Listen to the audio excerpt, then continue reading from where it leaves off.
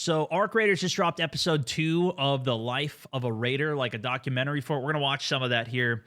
Obviously, Arc Raiders has been a bunch of fun. I've been enjoying this a lot. So yeah, let's take a look. In our last video, we explored the original concept for Arc Raiders, an epic co-op machine hunting multiplayer game that never quite found its feet. The Arc Raiders that exist today emerged from that idea, but while the team at Embark had a world, a handful of enemy types, and a lot of tools and technology built, from a gameplay perspective, they were essentially starting from scratch. Over the next few years, they would have to establish how PvP could make the project more interesting, and then craft levels, enemies, and mechanics around that concept. This would prove to be the most challenging time in the project's history. Embark had launched the finals earlier than planned, which had given the Arc Raiders team a bit more runway, but now, years into development... The Finals is their other game. If you haven't played that, it's super good. I played that for pretty much all the new seasons that have come out. It's a very high skill game, though. It's pure PvP. It's like a giant tournament.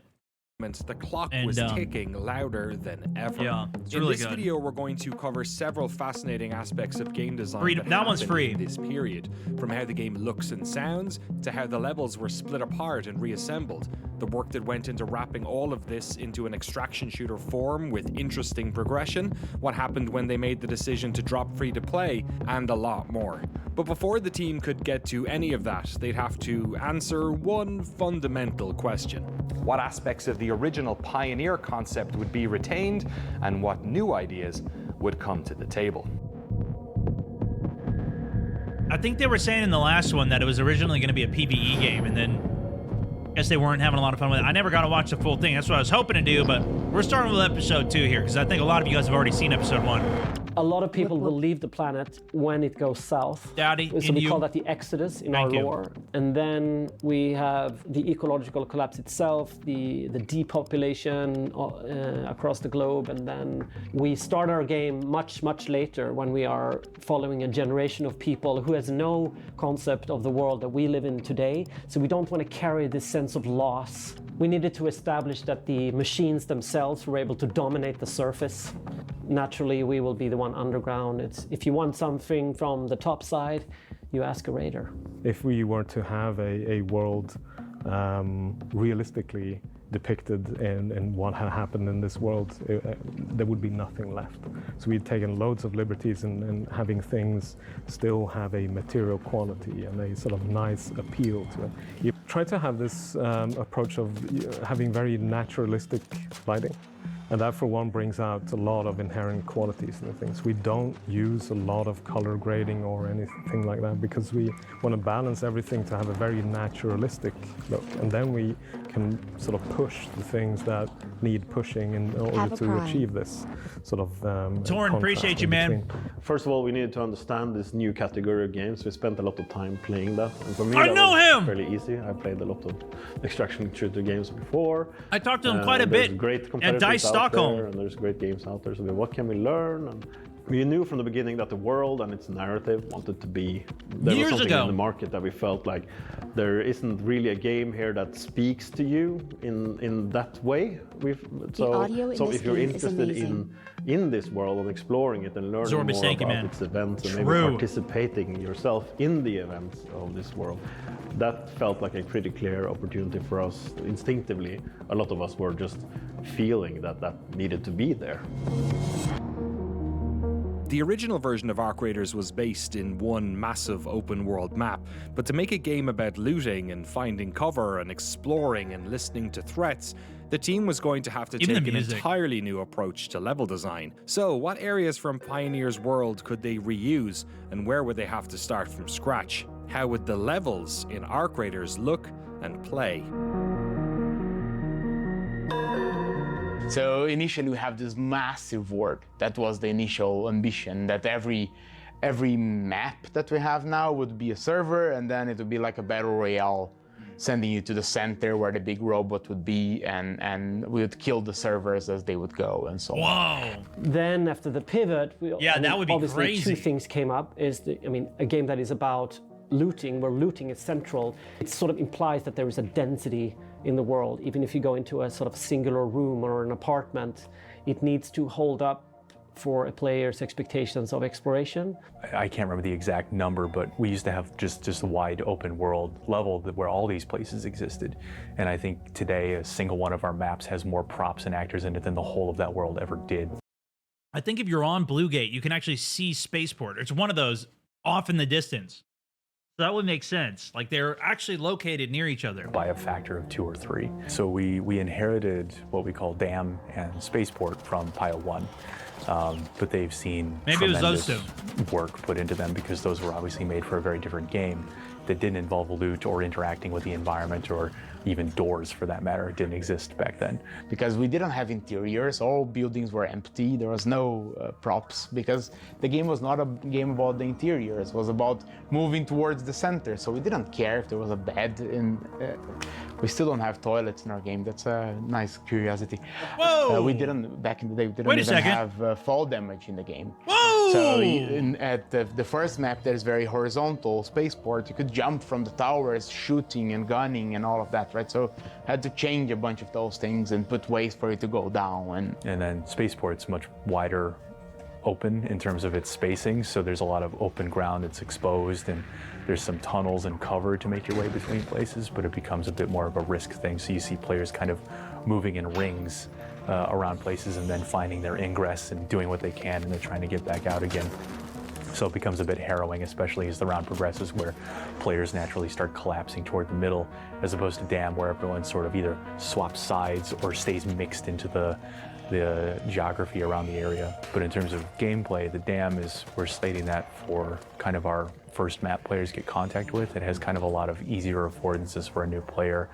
It's got drastic height differences between like kind of the two halves of the map. It's got a good mix of interior and exterior. In the inheritance of Dam and Spaceport in particular, it was tricky over time to morph geometry and things in those levels to work for this type of game, because PvP especially was never a consideration for those. So suddenly things like sightlines and approach angles and dead ends and everything became much more critical to worry about, and making sure the affordance of PvP was correct. And it's even trickier when we have a third-person camera, which affords corner peeking and things like that. Yeah. And then Buried City, which is the last one that we've made, is made for this game. It's a more indoors actually map, and a lot of parkour, even though it's not a game about parkour, but there is a lot of ways for you to use the ceilings and the rooftops. It's a more PvP prone map. Since it's the one we did with PvP in mind. Once they made Bluegate, I felt a lot less PvP on this map, but there's still so much PvE on this as well. Like all the loot rooms, the breach rooms, the jump spots. The interiors are definitely deeper on this with the all the areas to go into. Adapted for it. We knew the post-pivot that we needed one contrasting map that would be telling players more clearly that it's set on Earth, because I think those monolithic structures, if you squint, you go, are we on Mars or are we on? So we wanted to ground the game on Earth, and this game is set in the south of Italy, deeply inspired by that region, and there's a volcano there, and there's a certain biome there. I didn't even know that. And also to sort of distinguish ourselves from other sort of post-apocalyptic worlds, which is usually sort of America-centric. So we started building out this other world that is Buried City, where you can spend most of the round in only 1 or 2 buildings if you're really trying to, and hearing other players on other floors or a building across an alley. And it's kind of an interesting mix between modern structures of like a hospital or a shopping center, and then because our game is based in Italy, it's a lot of old town, like rustic structures, and they're all collapsed and destroyed, and the city itself is half buried in sand. So sometimes you'll walk straight onto a rooftop, go into a building, and then come out on the first floor that is still on a sand dune somewhere, and then worm your way even further through some buildings and end up finally on street level near a park. I haven't played this map too much, but I still say this is one of my favorites. Is the Buried one. We're very Buried City. ingrained in that game loop of I'm running across massive environments and scaling. Yeah, how crazy is that, bro? Rocket launchers and things to. If this was the game loop, it's so different. Tactical, thoughtful gameplay, and we shifted kind of very gradually over time, and you'd still get pockets of like, oh, this feels bad, and trying to like shift the mentality from bombastic robot fights to tension-filled rounds to get through. So it was definitely a challenge to build things in a way that helped us transition from one to the other. And there's a lot of legacy stuff even today that we still have to parse through that is a holdover from what the game was to what it needs to become. I mentioned it in the opening of this series that I was a massive admirer of many of the team members at Embark, but there's actually one particular team in the studio who I've been dying to interview for years.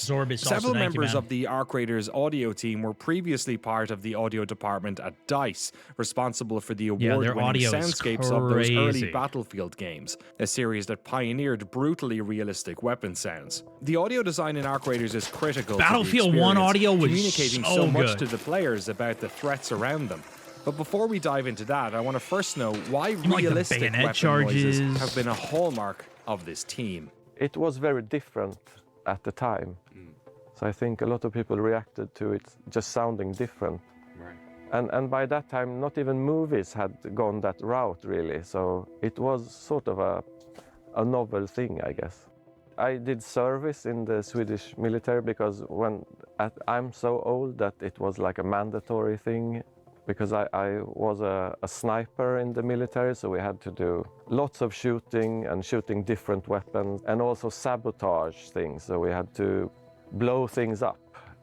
So I sort of had a quite clear view of how violent the whole experience is, and it like really just turns your gut inside out. I see it as it's 50% of the experience. I mean, you see it and you hear it. So it has to be there. I think for me, the ultimate goal is that players completely forget about them playing a game. I just want them to be in a world that they think is there. Shoot. And I think with sound you can get far because we can record everything. We can make that light ammo's not gonna work. Real. So there it is. It's very powerful. All the things that you put into the game, if you get them to breathe the same air and everything, it can feel like it's actually there. Yeah. One thing that is very similar to the work we have done for years is that it uses just physics. So this has always been a huge challenge, and we've been recording everything, trying to okay, so now this rock will fall down, and how big is the rock? How small is it? How heavy is it? What does it fall onto? And you have to record all of that. I drop a rock on wood. I drop it in sand. I drop it here. Then I take a bigger rock. I drop that. Then I take many rocks. I drop those. And this tedious work but you have to do it. It's the groundwork that has to be done.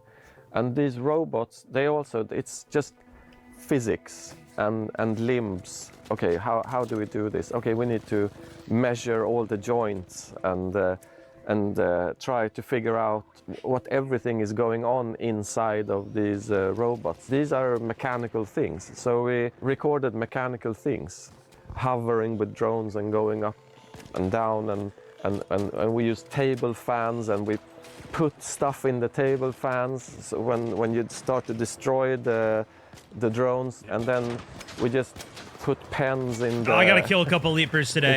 In the fans and all sorts of things in the fan, and recorded that. So we're just trying to extract all of this information. They have a lot of attention to detail with it. For sure. That's why it's so praised.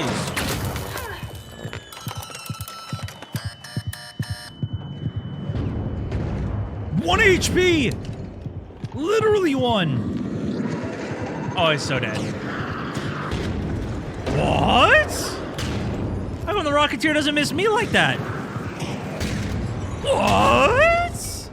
Allow the things in there to be real. That's why we want to use, gradual destructions on the drones. You would shoot up a thruster, and that... Yeah, it's so sick. The independent limbs and everything. Of course it does. It's physics talking back to you, and there's something fun to play with physics. You don't need a health bar to tell you that. You just saw it. Exactly. You can listen to that, and you can make those calls. Trust in the human ability to decode that, listening and looking, and not relying on a fire, UI smoking. to tell you the actual truth it's low. What's going on. So I think that's also something we've kept in spirit of like pursuing this trust in players that they can decode a world and allow their own sort of affordances of how they think the world operates to inform their decision making. I think that's something. All right, listen, I'll keep watching the rest later. I'm done eating, so we're gonna get back into the game. But this is a super cool documentary series that they're doing. If you want to watch the whole thing, I highly recommend it. This is awesome. And I'll link that as well. But yeah, that's nice. That's nice.